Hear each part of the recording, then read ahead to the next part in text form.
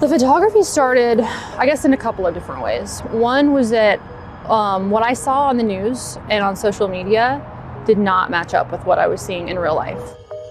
I just started taking pictures of what I saw around me. This corner is one of the places that I took one of my epic poop shots of like just splattered all over the wall. This corner itself is very poop and pee.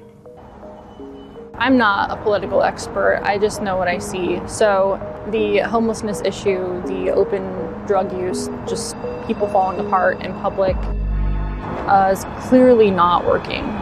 3 businesses were hit. A string of early morning burglaries in northeast Portland. City in decline. Robbed and carjacked at gunpoint. This is not the city we once knew. Crime is skyrocketing, and the homeless crisis has reached a breaking point. Addicts sprawled on the sidewalk.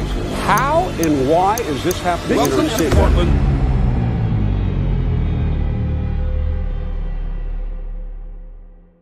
I'm Tara. I'm originally from the Oregon coast. I'm a stay-at-home mom and I homeschool my kids, and I've never really been political at all. I'd rather not really think about it, to be honest. I mean, I was really into like Ron Paul, and that was the extent of my political leaning. So I was not engaged. I didn't really care. I just wanted to live my life and enjoy things. It wasn't until it got like dumped on my doorstep and was screaming at me all the time that I started to pay attention. We would have just, crazy people wandering through our neighborhood. I would call my kids inside because there's a guy walking past the house with a machete. There were drive-by shootings in my neighborhood, street takeovers. You can go out the door without having something crazy happen to you. Riots. I mean, people were trying to light buildings on fire with people inside of them, and it was violent and scary. And so there was fear and a lot of destruction going on, and you weren't really allowed to say the truth about it, I think, because even talking to people just, in my social circle who are very moderate, kind of like nice people, they either didn't know what was happening or they didn't want to say anything negative because it could be conceived as being racist or against social justice if you acknowledged that something bad was happening. So it was kind of like a gaslighting moment, I guess.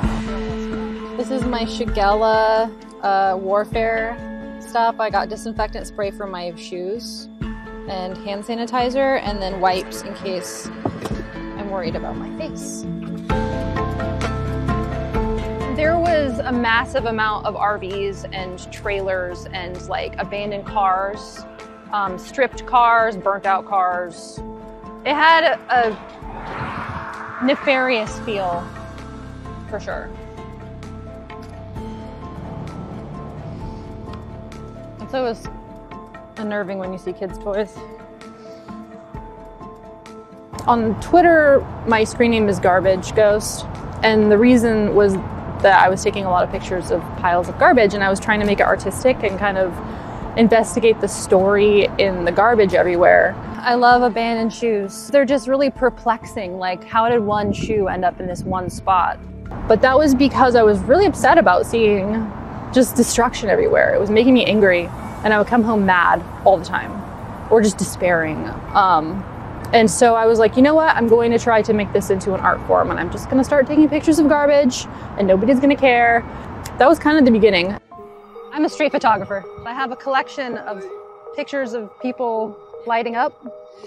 It's kind of like a pet project of mine. It's really sad.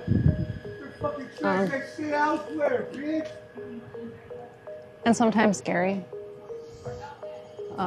Yeah, we should probably move.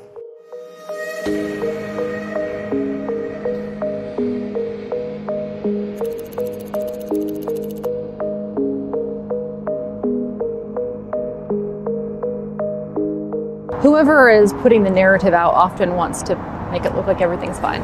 But I believe it that a lot of people would get out. I would go.